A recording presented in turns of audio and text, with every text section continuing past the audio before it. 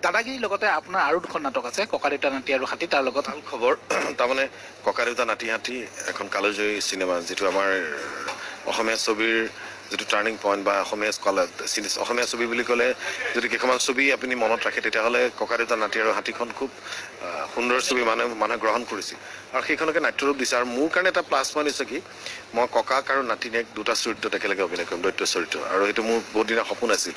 বহুত দিনৰ পিছত তাৰমানে মই কোহিনুৰৰ অমমুন্নাই কৈছোঁ বা অবুজৰা অচিনকণাৰ পিছত মই এবাৰ বহুত দিনৰ পিছত দুটা চৰিত্ৰত অভিনয় কৰিম আৰু খুব সুন্দৰ ছাবজেক্ট, স্ক্ৰিপ্টটো খুব সুন্দৰ হৈছে, গান সুন্দৰ হৈছে আৰু মহানায়ক যিখন আছে তিনিখন নাটক অভিজিত ভট্টাচাৰ্য। আৰু প্ৰথম কথা হৈছে থিয়েটাৰ সূৰ্য এটা বস্তু ভাল হৈছে যে তিনিখন নাটকতে সমানে গুৰুত্ব দিছে আৰু সেইকাৰণে মানুহে অন্ততঃ ছেকেণ্ডেৰী নাটকত কনচেনট্ৰেট কৰি এবাৰ তিনিখন নাটকে খুব সুন্দৰ হ'ব আৰু অসমৰ দৰ্শকে চাই ভাল পাব, ছিজন পেট্ৰনৰ মানুহখিনিও চাই ভাল পাব। আৰু সেইটো কথা চিন্তা কৰিয়ে প্ৰযোজকে এইটো সিদ্ধান্ত লৈছে। আৰু মই অভিনেতা হিচাপে এটা কথাই কওঁ, মই চবেই ক'ব নিজৰ থিয়েটাৰখনৰ কথা, কিন্তু মই এটা কথাই কওঁ মোৰ অভিজ্ঞতাৰ ফালৰ পৰা, ইমান দিনৰ অভিজ্ঞতাই, যে এইবাৰ দাদাগিৰি, ককা দেউতা নাতি হাতী এই তিনিখন নাটকে দৰ্শকৰ মাজত এটা চাঞ্চল্যৰ সৃষ্টি কৰিব।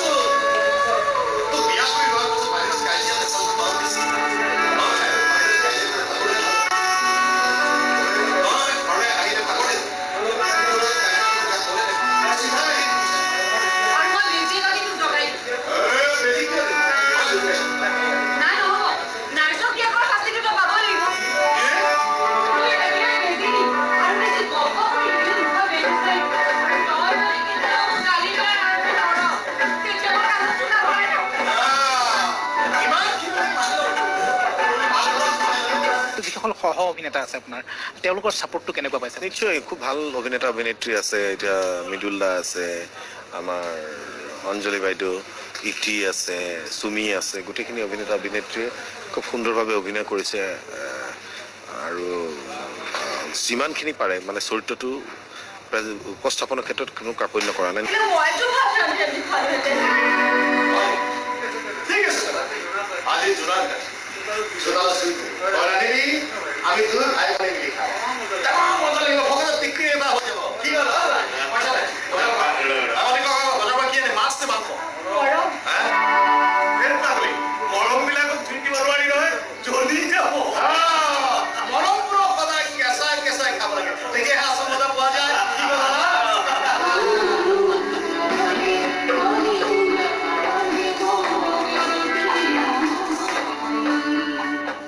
দাদাগিৰি নাটকখনত যতীন বৰাৰ দাদাৰ চৰিত্ৰ, ককায়েকৰ চৰিত্ৰত অভিনয় কৰিছে নেশ্যনেল স্কুল অফ ড্ৰামাৰ স্নাতক মৃদুল বৰুৱা দা। মৃদুল দা, আপোনাৰ ওচৰলৈ আহিছোঁ।